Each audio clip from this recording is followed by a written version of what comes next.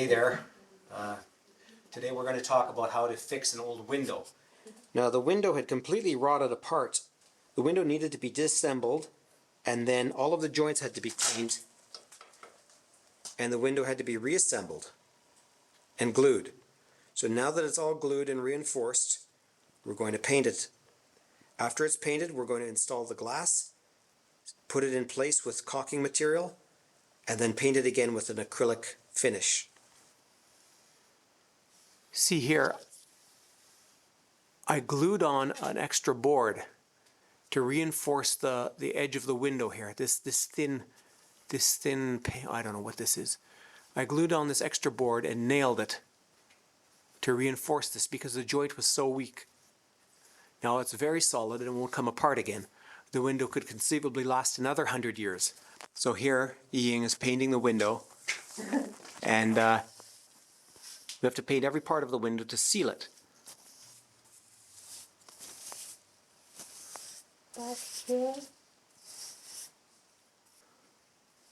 We always wear masks when we're working indoors because there's a lot of dust down here, and it's not a very nice work environment. These windows are probably 100 years old. They were in this house when it was built, probably in 1920. And over the years the windows began to rot and a lot of the panes cracked.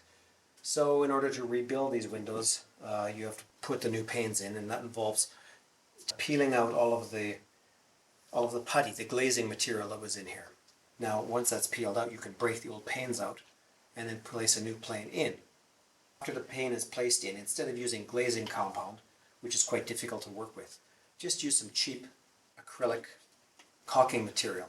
It's quite easy to work with, and if you don't get it quite smooth enough, after it's dry, you can use a knife and cut the caulking material into straight lines. I'll show you that later. But for now, this is how to run a bead on here. It's really easy. You just run a really thick bead along .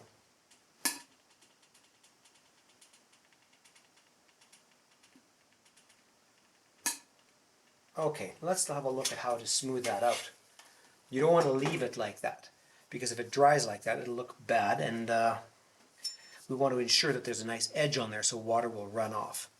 So wet it down a little bit with a damp paper towel, and then just get the knife in there, a putty knife, and run a line along. You get a very nice smooth finish on this.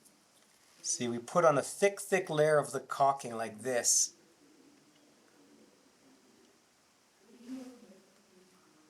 Okay, just keep going here.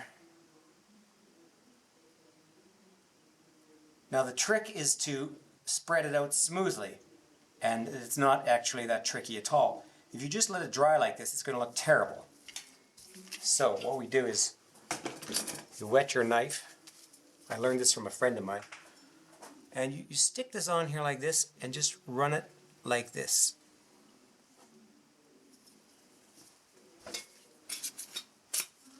Keep the knife wet.